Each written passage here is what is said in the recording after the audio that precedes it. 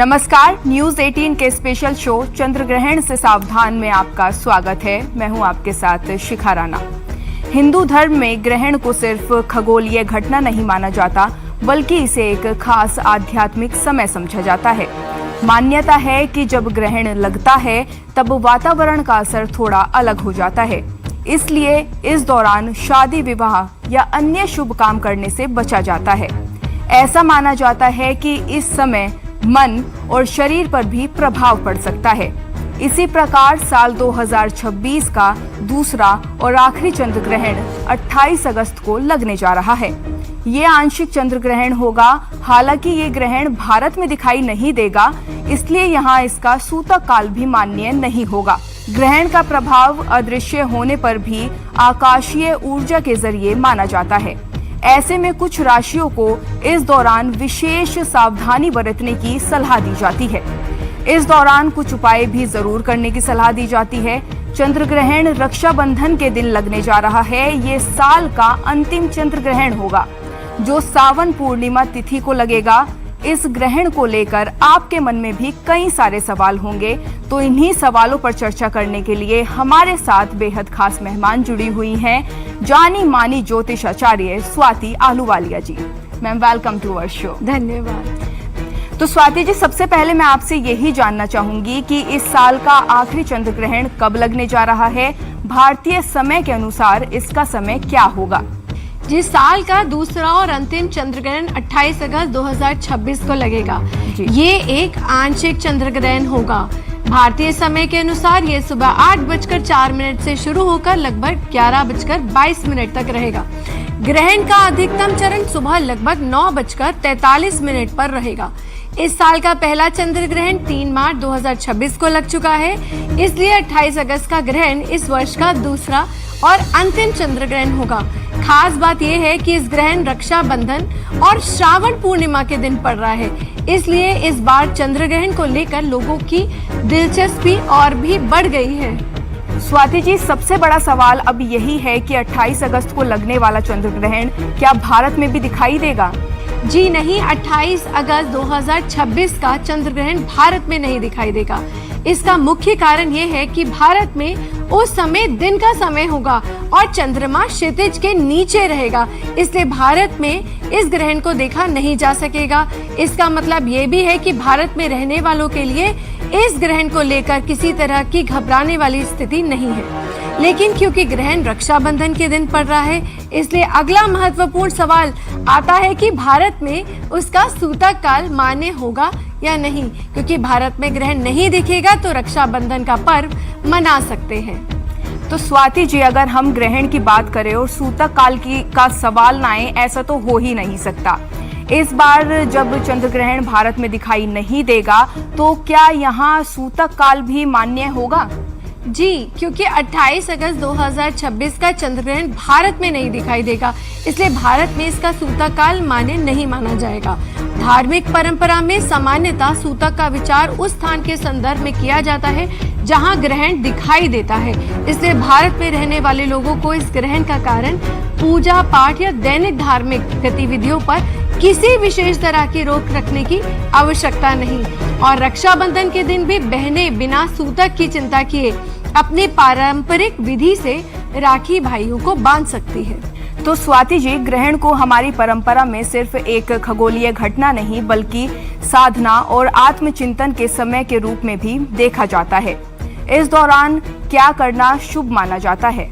जी, धार्मिक और ज्योतिषीय मान्यताओं के अनुसार ग्रहण के समय व्यक्ति अपने मन को शांत रखने के लिए ईष्ट देव का मंत्र जाप, ध्यान और प्रार्थना कर सकता है। महामृत्युंजय मंत्र, गायत्री मंत्र या अपने इष्ट देव के मंत्र का जाप भी किया जा सकता है। कुछ लोग इस समय ध्यान और प्राणायाम करने को पसंद करते हैं ताकि मन को स्थिर रखा जा सके, लेकिन इसे डर या भय से जोड़कर देखने की आवश्यकता बिल्कुल नहीं है। खासकर इस बार भारत में ग्रहण दिखाई नहीं देगा, इसलिए यहाँ किसी विशेष धार्मिक अनिवार्यता की बात ही नहीं है। तो स्वाति जी, ग्रहण को लेकर कई तरह की मान्यताएं सुनने को मिलती है। ऐसे में किन बातों से बचने की परंपरा रही है?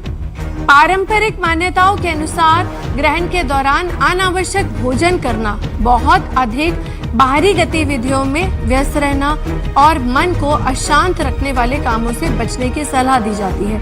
कई परिवारों में इस समय को शांत रहकर प्रार्थना और साधना के लिए रखा जाता है। हालांकि ये समझना जरूरी है कि धार्मिक और पारंपरिक मान्यताएं हैं। 28 अगस्त का ग्रहण भारत में दिखाई ही नहीं देगा, इसलिए यहाँ इन नियमों को लेकर किसी भी तरीके का भय या अनावश्यक चिंता करने की जरूरत ही नहीं है। स्वाति जी, अब बात करेंगे कि ज्योतिषीय पक्ष की। इस बार के चंद्र ग्रहण को लेकर कई खास संयोग भी चर्चा में हैं। आखिर इसकी वजह क्या है? जी, इस चंद्र ग्रहण को ज्योतिषीय दृष्टि से खास इसलिए माना जा रहा है क्योंकि ग्रहण के समय चंद्रमा कुंभ राशि में और शतभिषा नक्षत्र में रहेंगे। शतभिषा नक्षत्र का स्वामी राहु माना जाता है, जबकि कुंभ राशि के स्वामी शनि है। यानी यहाँ चंद्रमा पर शनि की राशि और राहु के नक्षत्र का संबंध बन रहा है। और वैदिक ज्योतिष में चंद्रमा को मन, भावनाओं और हमारी मानसिक स्थिति का कारक ग्रह माना जाता है। इसलिए जब चंद्रमा ग्रहण के प्रभाव में आता है तो ज्योतिषीय दृष्टि से इसे मन और भावनाओं के स्तर पर विशेष समय माना जाता है। और एक दिलचस्प बात यह भी है कि ये ग्रहण श्रावण पूर्णिमा और रक्षाबंधन के दिन पड़ रहा है। इसलिए इस बार एक ही दिन में खगोलीय घटना, पूर्णिमा और एक महत्वपूर्ण पारिवारिक पर्व तीनों का संयोग देखने को मिल रहा है। तो स्वाति जी, इस बार एक ही दिन रक्षाबंधन भी है, चंद्र ग्रहण भी है। ऐसे में सबसे बड़ा सवाल यही है कि क्या ग्रहण की वजह से राखी बांधने की परंपरा पर कोई असर पड़ेगा? जी, इसको लेकर बिल्कुल घबराने की जरूरत ही नहीं है क्योंकि 28 अगस्त 2026 का चंद्र ग्रहण भारत में दिखाई नहीं देगा, इसलिए भारत में इसका सूतक काल भी मान्य नहीं होगा। ऐसे में रक्षाबंधन के पर्व पर ग्रहण की वजह से कोई भी विशेष धार्मिक रोक नहीं रहेगी।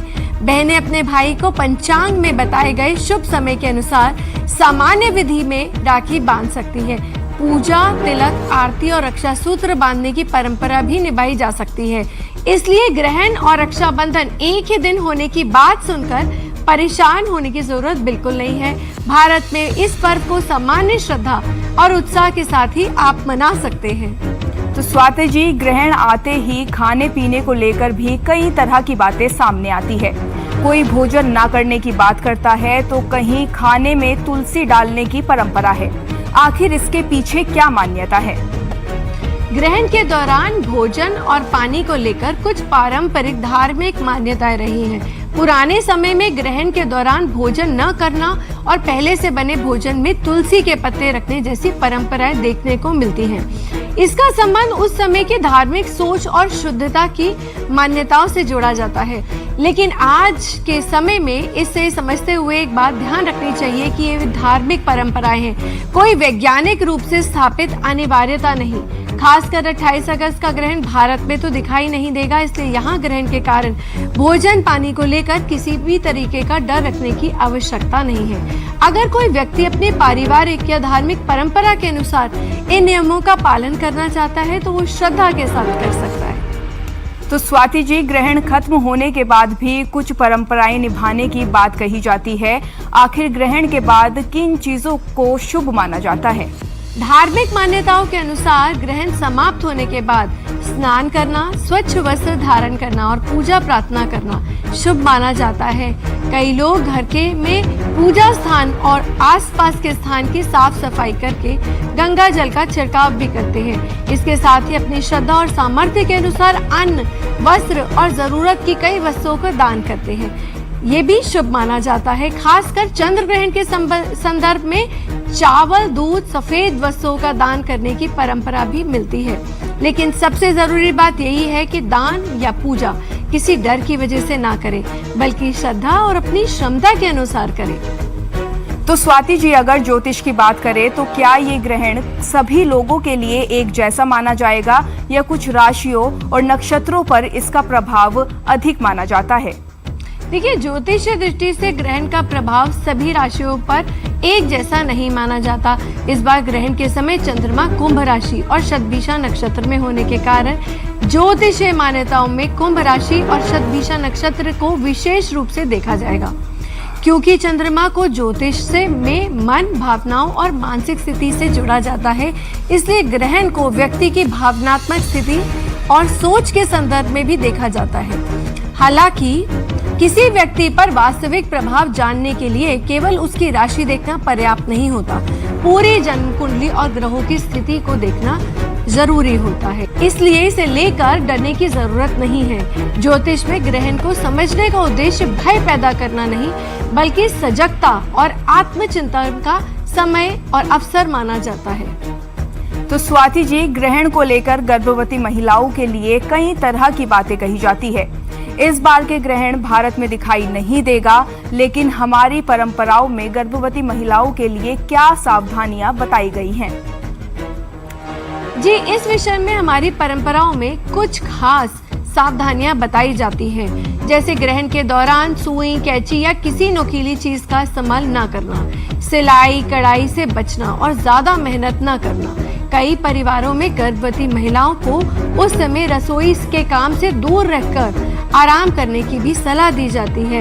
इसके पीछे पारंपरिक सोच यही रहती है कि गर्भवती महिलाएं इस दौरान ज्यादा से ज्यादा शांत रहे, आराम करें और अपना ध्यान रखें। कुछ लोग इस समय भगवान का ध्यान या मंत्र जाप करने की भी सलाह देते हैं। और इस बार खास तौर पर 28 अगस्त को चंद्रग्रहण भारत में दिखाई नहीं देगा, इसलिए यहाँ गर्भवती महिलाओं को ग्रहण के नाम पर डरना या किसी चीज को लेकर तनाव लेने की जरूरत ही नहीं है। अपनी सेहत, आराम और डॉक्टर की सलाह को सबसे पहले रखें। तो स्वाति जी, अगर कोई व्यक्ति ग्रहण के समय पूजा पाठ या मंत्र जाप करना चाहे तो उसे किन मंत्रों का जाप करना चाहिए? ग्रहण के समय मंत्र जाप को हमारी परंपरा में विशेष महत्व दिया गया है। आप सबसे पहले अपने इष्ट देव के मंत्र का जाप कर सकते हैं। चंद्रमा से जुड़े मंत्र का जाप कर सकते हैं। ओम सोम सोमाय नमः का जाप किया जाता है। इसके अलावा महामृत्युंजय मंत्र का जाप भी किया जाता है। और मेरा मानना है कि मंत्र कोई भी हो, उसे शांत मन और श्रद्धा के साथ करना ज्यादा महत्वपूर्ण है, क्योंकि इस बार ग्रहण भारत में नहीं दिखाई देगा, इसलिए यहाँ कोई भी अनिवार्य नियम मानने की जरूरत ही नहीं है। जी बिल्कुल स्वाति जी, अगर मैं आगे बात करूं तो ग्रहण को लेकर पति पत्नी के रिश्तों और दाम्पत्य जीवन से जुड़ी भी कई बातें सुनने को मिलती है। क्या इसके पीछे कोई पारंपरिक मान्यता है? क्या चंद्र ग्रहण की रात पति पत्नी को अलग अलग सोना चाहिए? जी, कुछ पारंपरिक मान्यताओं में ग्रहण के समय दाम्पत्य संबंध बनाने से बचने की बात कही गई है। इसका संबंध उस समय का आध्यात्मिक साधना, संयम और मन को शांत रखने का समय के रूप में देखा जाना चाहिए, लेकिन इसे लेकर डर पैदा करना सही नहीं होगा। खासकर इस चंद्र ग्रहण को भारत में दृश्यता ही नहीं है, इसलिए इसे लेकर किसी तरीके की अनिवार्य पाबंदी की बात कर ही नहीं जा सकती। वैसे ज्योतिषीय शास्त्र के अनुसार चंद्र ग्रहण की रात पति पत्नी को संबंध बिल्कुल नहीं बनाना चाहिए और संभव हो तो अलग ही सोना चाहिए, क्योंकि शास्त्रों में इस समय को बेहद अशुभ और नकारात्मक ऊर्जा से जोड़ा जाता है। शास्त्रों में ग्रहण की रात को संबंध न बनाने की सबसे बड़ी वजह गर्भ धारण को रोकना है। यदि ग्रहण काल के दौरान या उस रात गर्भ ठहर जाए तो ज्योतिष के अनुसार पैदा होने वाली संतान शारीरिक या मानसिक रूप से कमजोर हो सकती है। मेरे हिसाब से ऐसे विषयों को समझते समय परंपरा और वैज्ञानिक तथ्य दोनों को अलग अलग समझना जरूरी है। किसी मान्यता को मानना व्यक्तिगत आस्था का विषय हो सकता है, लेकिन उसे डर का रूप नहीं लेना चाहिए। तो स्वाति जी, अब अगर हम राशियों की बात करें तो क्या इस ग्रहण को किसी खास राशि या नक्षत्र से ज्यादा संबंध बन रहा है? जी, ग्रहण के समय चंद्रमा कुंभ राशि और शतभिषा नक्षत्र में रहेगा, इसलिए ज्योतिषीय दृष्टि से कुंभ राशि और शतभिषा नक्षत्र को इस ग्रहण के संदर्भ में सबसे पहले देखा जाएगा। चंद्रमा को ज्योतिष में मन, भावनाओं और मानसिक स्थिति का कारक माना जाता है, इसलिए इन राशि या नक्षत्र से जुड़े लोगों के लिए ये समय अपने मन, भावनाओं और फैसलों को लेकर थोड़ा सा सजग रहने की जरूरत रहेगी। लेकिन यहाँ एक बात बहुत जरूरी है कि सिर्फ राशि देखकर किसी व्यक्ति के लिए अच्छा या कुछ बुरा परिणाम तय करना सही नहीं है। सही फलादेश के लिए पूरी जन्म कुंडली, ग्रहों की स्थिति देखना जरूरी होता है। जी बिल्कुल स्वाति जी, अब तक हमने ग्रहण के व्यक्तिगत प्रभाव और ज्योतिष पहलुओं की बात की, लेकिन जब कोई बड़ा खगोलीय घटनाक्रम होता है तो क्या उसका असर देश दुनिया के स्तर पर भी ज्योतिष में देखा जाता है? जी बिल्कुल, ज्योतिष में मैदानी ज्योतिष के माध्यम से ग्रहों की स्थिति और ग्रहण जैसी घटनाओं को देश विदेश के संदर्भ में भी देखा जाता है। इस बार खास बात यह है कि अगस्त में पहले 12 अगस्त को सूर्य ग्रहण और उसके करीब 16 दिन बाद 28 अगस्त को चंद्र ग्रहण हो रहा है। इसलिए ज्योतिषीय दृष्टि से यह पूरा समय काफी महत्वपूर्ण माना जा रहा है। चंद्र ग्रहण की बात करें तो इस समय चंद्रमा कुंभ राशि और शतभिषा नक्षत्र में रहेंगे। ज्योतिषीय मान्यताओं में कुंभ को समाज, सामूहिक व्यवस्था, तकनीकी को बड़े स्तर से बदलावों से जोड़ा जाता है। इसलिए इस तरह के ग्रहण को केवल व्यक्तिगत स्तर पर ही नहीं बल्कि सामूहिक और वैश्विक घटनाक्रम के संदर्भ में भी देखा जाता है। जी स्वाति जी, बिल्कुल। तो अब मैं आपसे जानना चाहूंगी कि चंद्र ग्रहण पर राशि अनुसार क्या उपाय हमें करने चाहिए। देखिए, मेष राशि वालों के लिए शिवलिंग पर जल चढ़ाएं और ओम नमः शिवाय का जाप करें। वृषभ राशि वाले सफेद वस्तु या चावल का दान करें और चंद्र मंत्र का जाप करें। मिथुन राशि वाले जरूरतमंद को हरी मूंग का दान करें और गणेश जी की पूजा करें। कर्क राशि वालों के लिए चंद्रमा से संबंधित होने के कारण चांदी या चावल का दान विशेष रूप से किया जा सकता है। सिंह राशि सूर्य को जल अर्पित करें और आदित्य हृदय स्रोत सूर्य मंत्र का पाठ करें। कन्या राशि वाले हरी मूंग या हरे वस्त्र का दान करें और विष्णु मंत्र का जाप करें।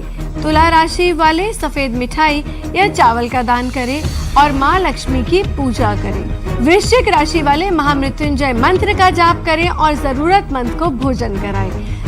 धनु राशि वाले पीली दाल या हल्दी का दान करें और गुरु या विष्णु जी की उपासना करें।